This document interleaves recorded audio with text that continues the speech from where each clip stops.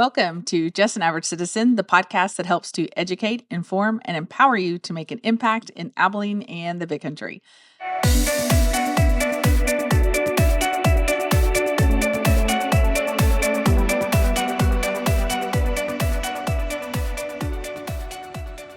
This is Tammy Fogle here, and I'm just trying to give you a little help in figuring out how to navigate through these waters as we begin to learn how to re-center the government on the people and not those who are elected to run it. It's been a confusing generational thing, I think, where we thought the elected officials were the one in charge, and actually it's our job. And the problem with us not knowing that is that we haven't really been instructing them what to do very often. And so they kind of have to go on their own way and do their own thing. And so as we begin to learn how to re-engage with those who are supposed to be doing the government as we instruct them to as elected officials, we have to find our voice and figure out how to do it. And so that's what I'm helping you to do. So it'd be really awesome if you could share this with your friends and family after you subscribe, so you can come up or be able to stay in touch and keep updated when I do new podcasts. I typically do them on the off weeks of city council so that it's not too much information, because I know we all got a lot to do, and I'm trying to find that balance to help you be informed, but not feel overwhelmed with all the information coming at you. And so this week we'll have a podcast. Next week will be a council meeting, and you'll learn some information. I do a top 3, which helps you understand what 3 items you need to pay attention to in the city council agenda packet or on the agenda. And then I explain it a little bit, and just to help you start to learn the language, the lingo, the verbiage, so that you can begin to understand where you need to start paying attention and what you need to start paying attention to. So let's get started. I've got a couple things I want to address. I don't think it's going to be a super long podcast today, but that's what I say every time, right? Try to keep it around the 15-minute mark just to give you enough to understand what's going on. And so I did forget to mention that on the weeks of council that I do what's called Just an Average Citizen Made Easy, so that if you want to have a real conversation with the person and just find out where do you get started, or you have a specific question, I will do my best to help you. And we're going to continue meeting actually at Allen Ridge, and probably not the outdoor common space because it's getting dark and a little cooler. We'll probably meet at Fuzzy's Tacos one more time, and then I'll find a new location because I do like to move around town. I was just trying to make it easy when we had nice weather. So Tuesday nights before council you can check my social media, or however you find out about what's going on with Just an Average Citizen, and I'll let you know the location, because again, we want to make sure we're able to have access to this information. And unfortunately, since most city council meetings are during the day, many people who work don't have time, and they don't even know what to talk to with their city council member, because there's, which one do you talk to? There's 6 of them, and the mayor. Not one of them represents any district in particular, because it's an open representation.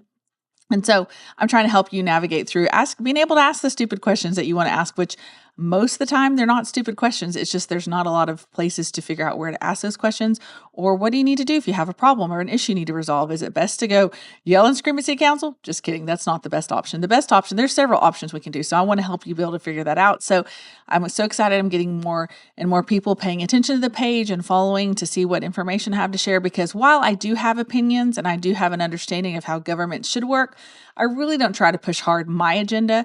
It was really fun. I got to work the election this past week, and was able to meet with the alternate judge, which means they hold a different position. They're a Democrat. I'm a Republican. That's the party that suits me. And we were able to say about how city stuff matters. And we had a lot of common ground on what we're fighting for, what I've been fighting for publicly.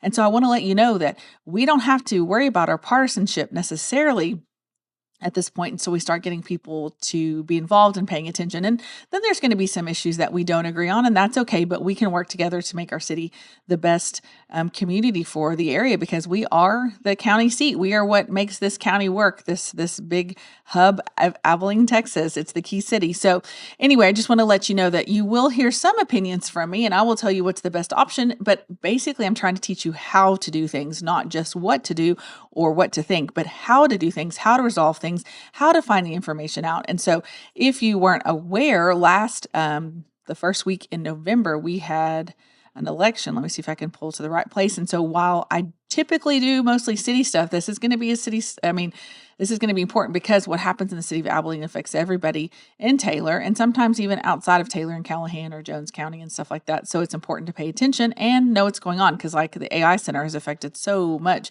especially in Jones County.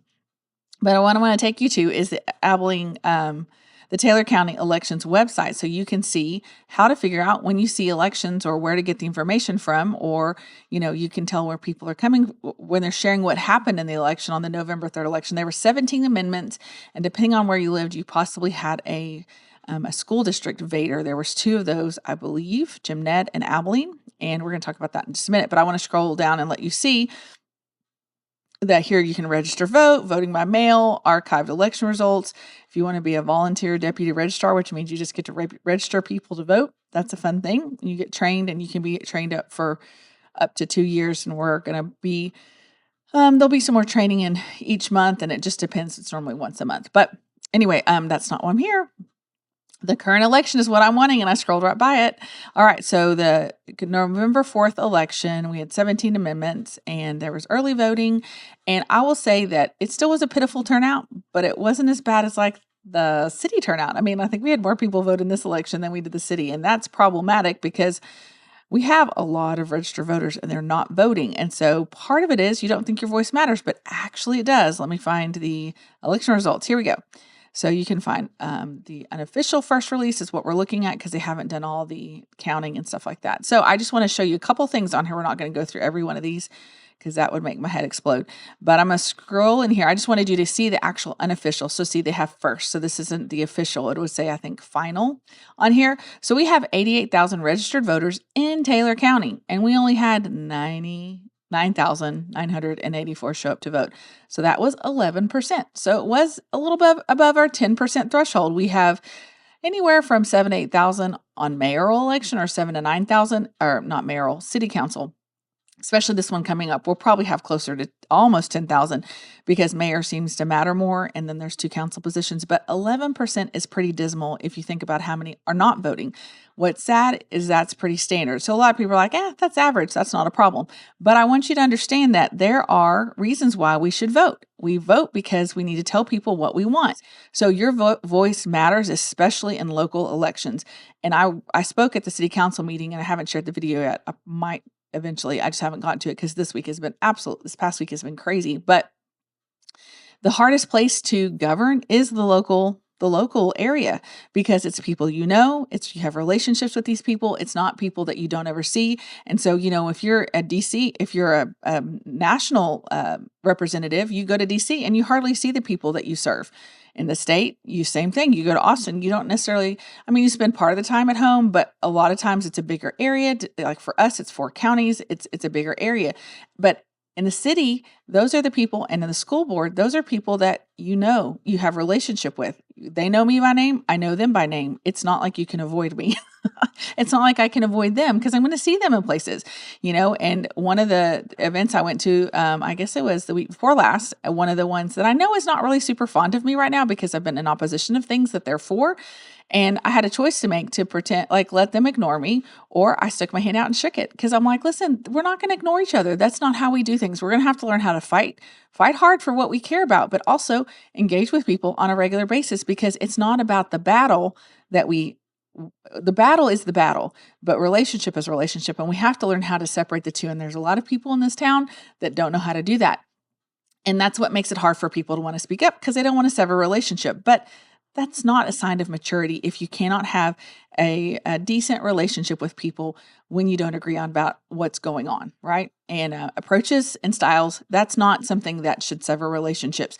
Now, ugliness and attacking people's character, that is something that should cause you to ponder, but it doesn't mean that you can't still be a decent person to them. And so I just wanted to show you how you can find this out. And so if it was like election for like city council, which we have 2 of those coming up in the spring, and mayor in the spring, and then we have 3 in Abilene Independent School District. Does anybody know what's going on with Wiley? Anyone want to shout out, tell me, make a comment in the video? Does Wiley have school board elections every year? What about Jim Ned? Are those every other year? It's really hard to know those things because I've looked on their websites and they don't always say that information. So if you know that, let me know. Educate me, inform me so that I can be empowered to help you make a better difference. So that's how you look up the different elections. And so it will tell you all the stuff. And because it was propositions and all the propositions passed, it's really unusual for a proposition not to pass.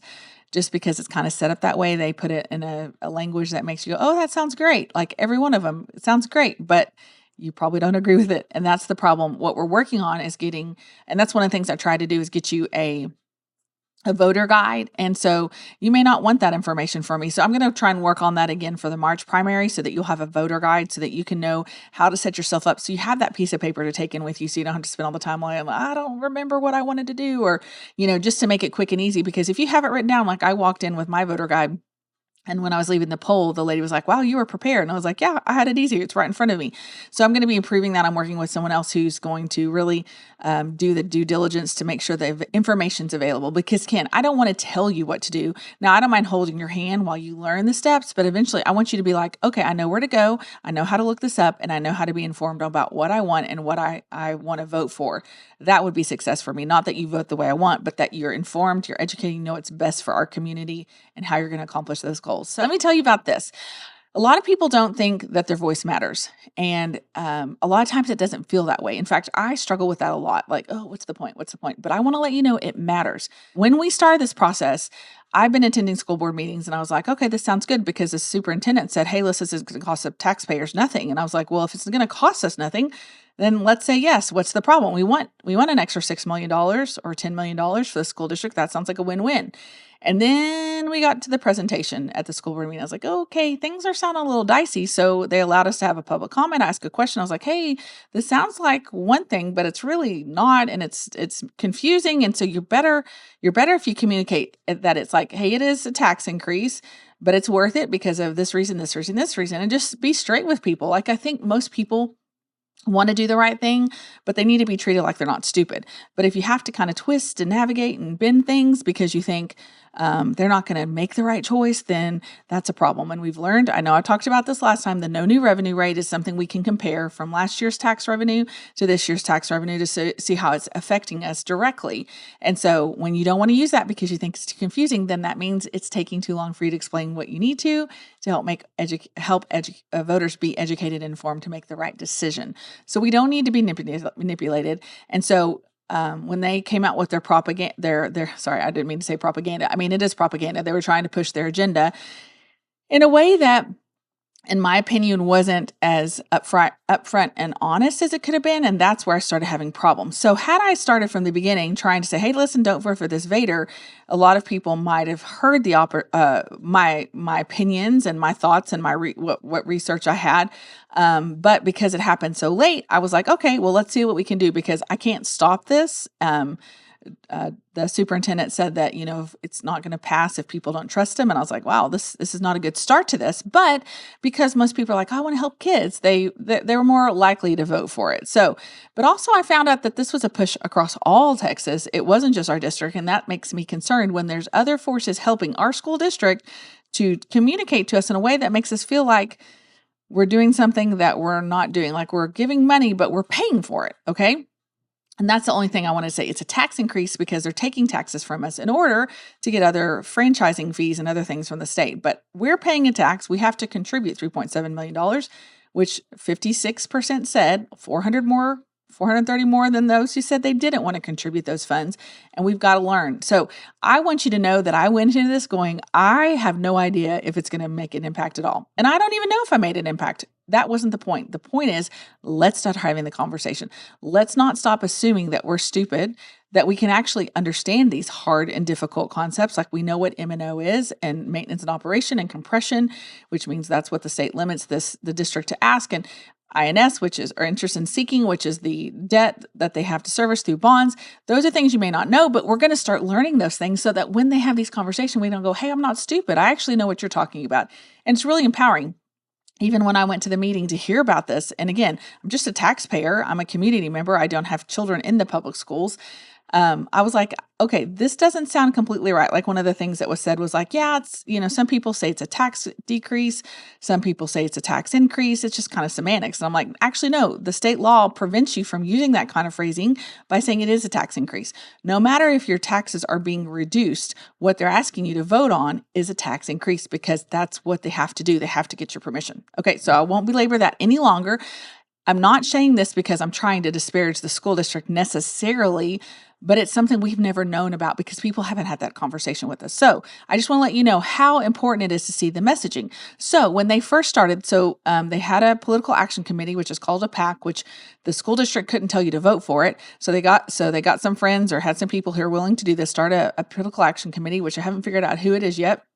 Last time this happened with the airport, it was the chamber who donated or contributed or loaned $9,000 so that they could help get that airport bond tax increase passed. So I would be surprised if it was this one, but I don't know yet. So I'll have to figure that out. But I want to let you see here, it says vote for, get more. And so it says reduce taxes plus $10 million annually from state funds. All right. So if you follow me on social media, personally, I think I might have shared it. I can't even remember. I try not to do this crossover thing because I'm very involved in what happens in the school district, paying attention and going to workshops and stuff like that. But that's a little different than city, although it is another government entity. So I may not have shared this. So that's just why I'm clarifying. So it says reduce taxes. Well, that's completely false. Voting for that does not reduce your taxes. Your taxes were being reduced regardless of what you voted on. So that was dishonest. And then it said for $10 million annually from state funds, which again was completely false because it took 3.7 local funds, which mean tax dollars from local residents who were willing to vote for a tax increase on the maintenance and operation side, which is a permanent tax increase, 3 points. So that's completely dishonest. So where do you go? Where do you say, hey, listen, liars, they're not telling, I mean, they're selling us there's false advertising.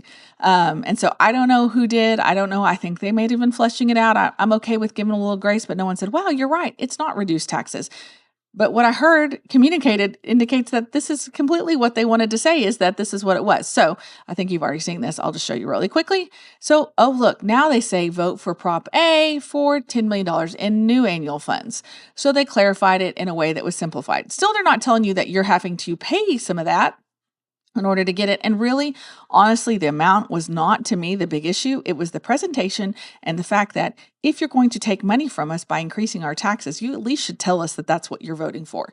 And I don't feel like that was the honest thing. I think it was more like, hey, the kids need it and the teachers need it. And as a professional teacher myself, I understand the need for better pay because, that was hard, especially part of, I don't know how long, well, that's just part of it, right? And the students need the funding and, but it's a government run program. You're a government employee when you work for the school district.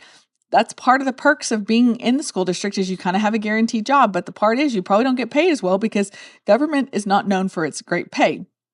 Now, private school isn't either. But anyway, so I just want you to see that I don't know if I had an impact on that. I'm not even claiming to have any credit for it. But when you're starting off saying that voting for a tax increase reduces your taxes, that should set up red flags to you and go, okay, what's going on here? And I do believe there's some things going on, but until we start knowing this, we can't really change much of the conversation. And that's what I'm hoping to do. So did I get my outcome? No, I did not. We're paying more taxes and I'm not okay with that.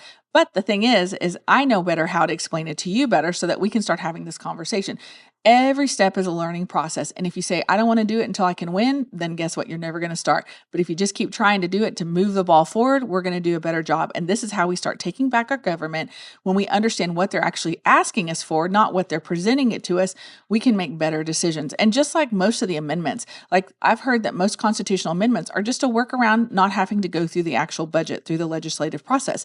And as I've started to watch that, yes, there's a lot of times we're like, yeah, we wouldn't get this approved in the legislature, but we can ask you, oh, will you please help, the poor people or give us water or all these things. They use these phrases that make you go, oh, I want to do that, right?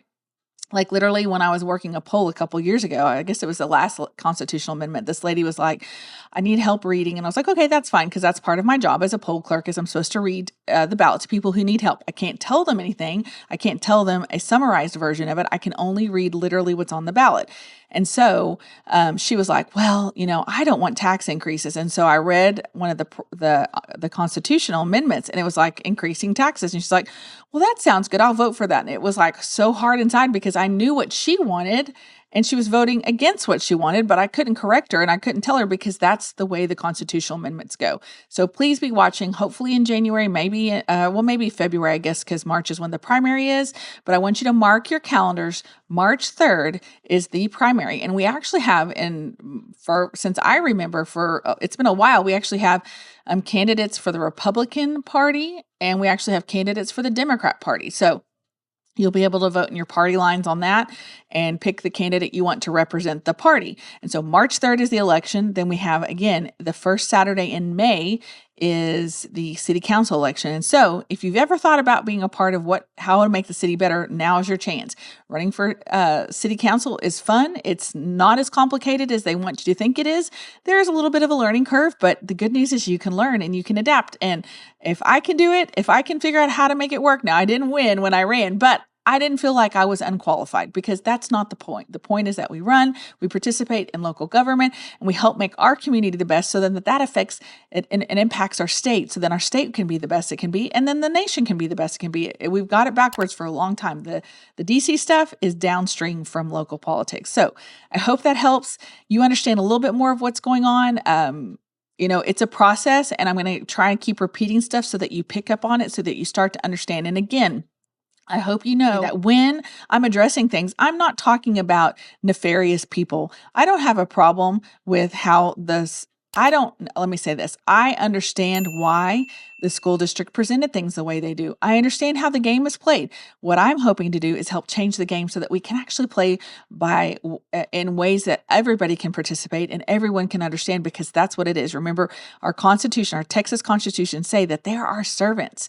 They're not our masters, and we tell them how they get to use their authority and power, because we have the right to know what's going on in our government. And that's what I'm helping you do, is to know what's going on, so that you don't go, I don't know what to do and I don't have a voice, because that's not true. Our goal is to be educated, informed, and empowered citizens, so that we can make an impact in Abilene, in the big country. Until next time.